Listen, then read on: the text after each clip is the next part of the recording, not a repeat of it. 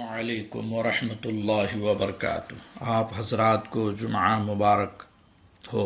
ایک سوال کا جواب ملاحظہ فرمائیں۔ اعوذ باللہ من الشیطان الرجیم، بسم اللہ الرحمن الرحیم۔ سوال: بہت سے لوگ قدم بوسی کو سجدہ کہتے ہیں اور مزار کو بوسہ دینے کو کفر، شرک کہتے ہیں، بلکہ سمجھتے ہیں کہ یہ فعل کام خلاف شرعی ہے اور کسی صورت میں بھی بت پرستی سے کم نہیں۔ ہندو بت پرست ہیں، مسلمان قبر پرست ہو گئے۔ قبر پرستی بت پرستی سے کسی صورت میں کم نہیں ہے۔ ہمارا جواب یہ ہے کہ اپنی کم علمی اور کج فہمی، غلط فہمی کی بنا پر قدم بوسی، مزار بوسہ کو سجدہ، کفر، شرک قرار دینا غلط ہے۔ تعصب اور نفسانیت انسان کو حق شناسی سے دور رکھتی ہے۔ ٹھنڈے دل سے سوچنے کی ضرورت ہے۔ قدم بوسی، مزار بوسہ اور سجدے میں زمین و آسمان کا فرق ہے۔ سجدے کے واسطے طہارت، وضو، اذان، تکبیر، نیت، قبلہ کا رخ ہونا ہے۔ یہ سب ہونے کے بعد قیام، رکوع، یہ سب ادا ہونے کے بعد سجدہ ہوگا۔ بغیر ان باتوں کے قدم بوسی، مزار بوسہ کی جائے تو کیا سجدہ ہوگا؟ ہرگز ہرگز نہیں۔ ذرا سمجھے، بڑی چیز کو ادنا چیز سے ملانا گناہ کبیرہ ہے۔ یاد رہے کہ کوئی جاہل سے جاہل بھی کسی ولی کو اللہ نہیں سمجھتا، وسیلہ مانتا ہے۔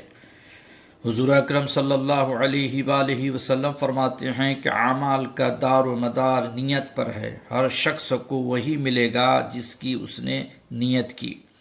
یاد رکھیں، آدمی کی نگاہ معانی حقیقت کی طرف ہونی چاہیے، ظاہر کی طرف نہیں۔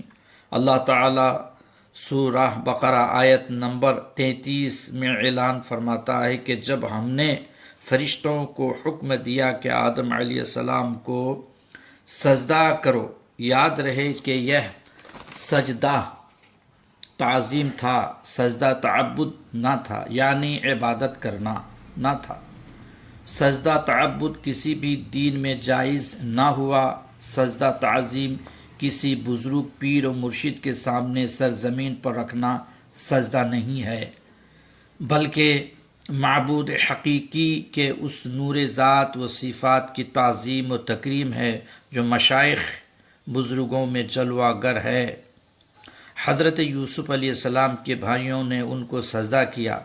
سورہ یوسف آیت نمبر 100، وَخَرُّوا لَهُ سُجَّدًا، اور سب اس کے سامنے سجدے میں گر گئے۔